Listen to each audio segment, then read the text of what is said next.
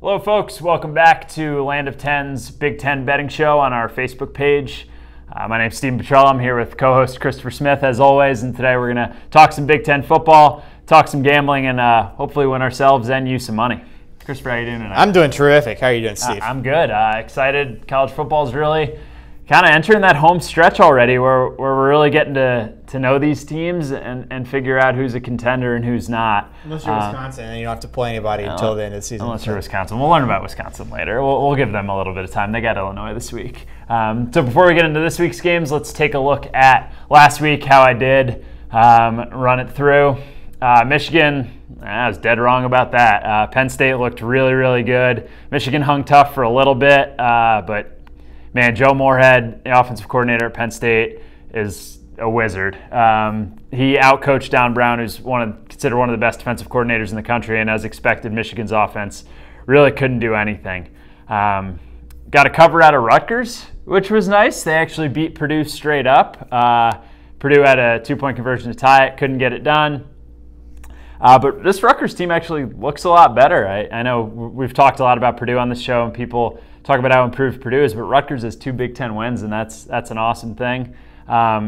Hit 2 unders. Wisconsin won narrowly, and the Michigan State one was a pretty easy one, and then Indiana lost by 8 after holding the lead against Michigan State. This Indiana team they can't finish games. They couldn't under Kevin Wilson. They can't under Tom Allen. So we'll see about this week against Maryland. But last week, a tough loss for the Hoosiers with a lead on the road against a ranked team. Yeah, winning record. It looks like you're 4 games over 500 on the year, grinding out a nice season for everybody. Yeah. It looks like you're up $500 too, so can't complain about that. Got to keep it rolling this week. So let's take a look at your Week 9. Week 9. It's hard to believe. Week 9 Big Ten lines. We got everybody in action.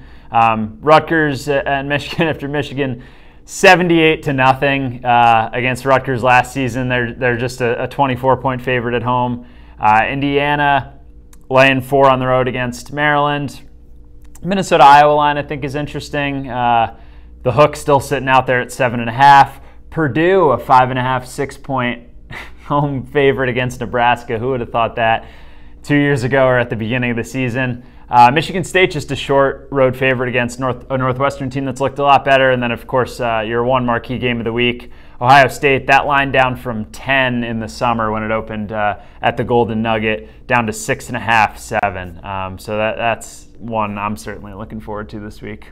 Yeah, the other thing I'm looking forward to, as I do each and every week, is betting on mybookie.ag. Yep. They're the best in the business, and we talk about it every week, but their deposit bonus up to 100% is brilliant. It's great, as long as you're smart enough to use it on the right bet. Yep, and hopefully you pick something I'm taking this week and you make some money, but if you, like Christopher said, if you use the promo code LANDOF10, they will double your deposit. This guy right here. They will double your deposit, 100% of it, and it's free money to play with, and it's really an awesome thing. And we both use MyBookie, we really do, and we both love it. So we highly recommend it, folks.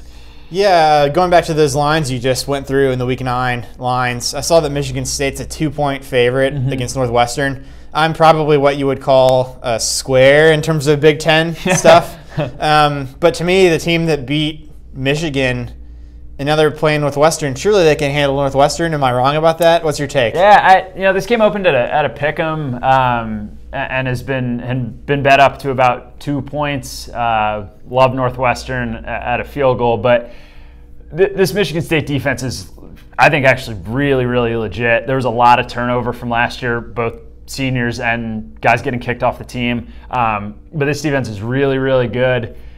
But the offense hasn't averaged more than 5 yards per play in 4 straight games. And 5 yards per play is about, that's the FBS. 5.5 is the FBS average. 5, if you have a good defense, is like, okay, we can win some games and average 5 yards per play. But they have done very little on offense. Brian Lewerke's okay. He doesn't do much through the air, but he uses his legs well. They got a couple good running backs in LJ Scott. LJ Scott leading the way. But to me, this line is fishy. Michigan State's rated a lot higher than Northwestern. Northwestern doesn't have much of a home field advantage to speak of, and they're only laying 2 at home. I would love it at a field goal, especially with points at a premium. The total's just 40.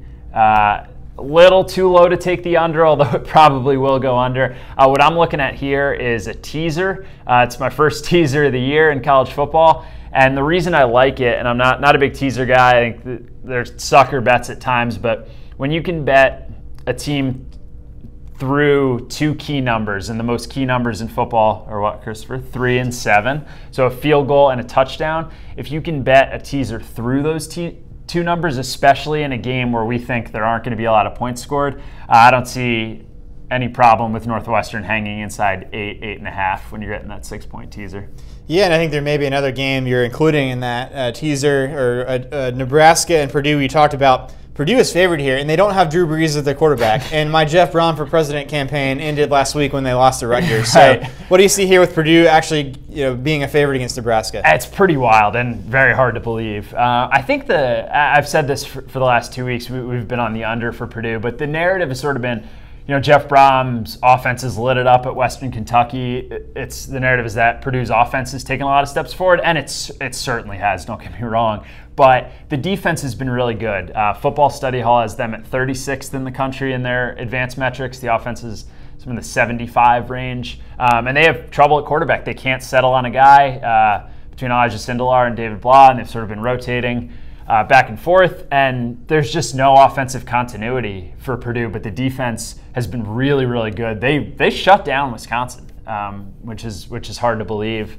And then last week, the Rutgers game was just a disaster for them all around, but didn't do much on offense. Obviously held Rutgers, a not-so-good Rutgers offense to 14 points. But the reason I like a teaser in this game is, again, I'm coming through key number of 3 down to a pick'em. So with points at a premium, I like Purdue to win this game, but I don't feel that comfortable laying 6. So I'm going to tease it, and I'm also going to take the Purdue under again. It's been hot for them. It's been winning for us, so we'll keep riding that trend until it loses, which you never know. It could be this week against Tanner Lee, who's good for a pick 6 for Nebraska, about once a week. All right, let's go to the main event in Columbus, Ohio, where we have Ohio State and Penn State vying for a spot in the Big Ten title game probably, and even the college football playoff if they can beat Wisconsin after that. Which of these teams is going to be in the driver's seat to come out of this conference with a playoff bid? If you're just looking at the odds, it's got to be Ohio State. They're 6-point favorite at home. You got a dime on this game, or what's No. I've been going back and forth on this game all week, all day. It's a tough one to pick for me, and the reason is this. So as a gambler and as just a college football observer, I trust Urban Meyer. I really do. Urban Meyer is 39-10 against the spread with more than a week to prepare. He was the last quarterback to beat him off a 1-week bye, Ben Roethlisberger in 2001. So all these things are saying, Urban Meyer wins when he has time. This Ohio State offense has gotten a lot better. But you know what screwed me in the college football playoff last year? Trusting Urban Meyer coming off a bye when that offense was a disaster. It screwed me and screwed bettors in the Oklahoma game. Urban Meyer's 33-16 against the spread against non-conference opponents. So you trust Meyer, but when was the last time this Ohio State offense did anything against a good defense? It may have been 2015. Even when they scored 30 points against Michigan last year. It was an overtime game that they won, so an extra touchdown. They had a pick 6 and another turnover inside. Results in the red zone. Michigan was inside their own 20. So they haven't beaten a good defense, I want to say, or had a good offensive performance against a good defense since 2015 against Michigan. So this Penn State defense is really good, and we haven't seen it from Ohio State against a good team. They've scored 50+ against 4 bad teams 4 weeks in a row. But for me, it's tough to trust JT Barrett against a good team. I want to see it first. But there's a lot of things working against Penn State. There's the revenge factor from that win as a 17-point dog last year. Tough environment, a home game for Ohio State, a really, really tough place to play.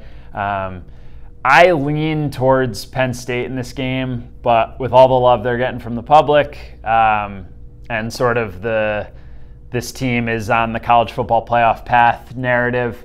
Ohio State's, I have them rated a little better as a whole right now, so I'm going to stay away from this game, but I do lean towards the Nittany Lions. Steve, I think we need to go somebody a little bit braver. I know. Maybe a little bit more likable. I'm ashamed. A pet, some dogs, some actual dogs. They can actually give us a bold pick on this game. Yep. Who do you think they have this week? The dog. Always. I'm eager to find out. Foster's 6-2 this year. Smart dog. Like he was riding underdogs, and then last week he takes Penn State. Yeah. He lays 10 who points. Does he have this week? We'll find out. Let's go to the tape.